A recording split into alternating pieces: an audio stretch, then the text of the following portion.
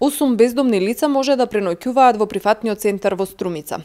Од Црвениот крст, каде што се сместени контейнерите, велат дека завршуваат со сите подготовки и прилагодувања за да им дадат кревет на евентуално бездомните лица. Црвен крст на Република Македонија во соработка со Министерството за труд и социјална политика на Македонија остварија една соработка каде во неколку градови, поголеми градови во Македонија, освен во Скопје, се поставени контейнери за живење наменети за сместување, преноќување на лица регистрирани како бездомници.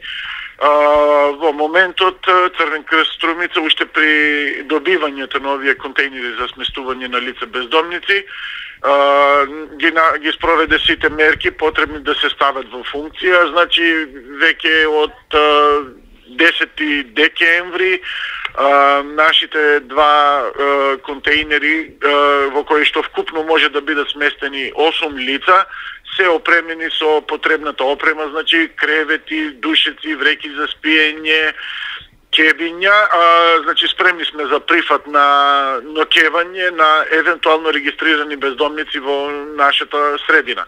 Според Јанков, досега немале пријавено ниту едно лице кое побарало да преноќи. Велат дека лицата треба да се пријават до меѓуопштинскиот центар за социјални работи, за да добијат решение за прием.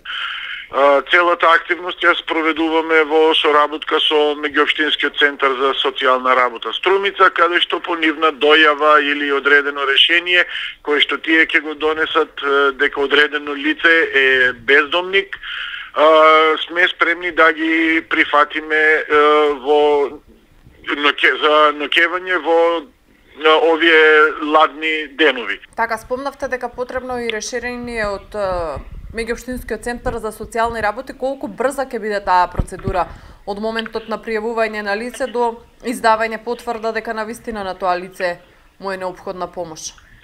Па тоа е во нивниот домен, не би сакал да коментирам. Значи не сум запознат со оваа процедура, но се разбира дека тоа се прави во најбрз можен рок. Сега јас не можам да кажам точно за колку време, но по нивното излагање ние веќе истиот ден сме спремни да го прифатиме евентуалното лице. Така, и дали се загрејани контейнерите, дали има обезбедено грење евентуално? Да, има обезбедено грење внатре.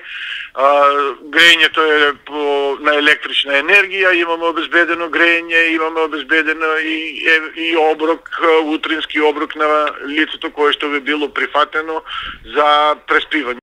Пред еден месец Струмица го доби првото интервентно престојувалиште на бездомни лица. Двата контейнери се сместени во дворот на Црвениот крст во Струмица, опремени се и набавени во соработка со Министерството за труд и социјална политика.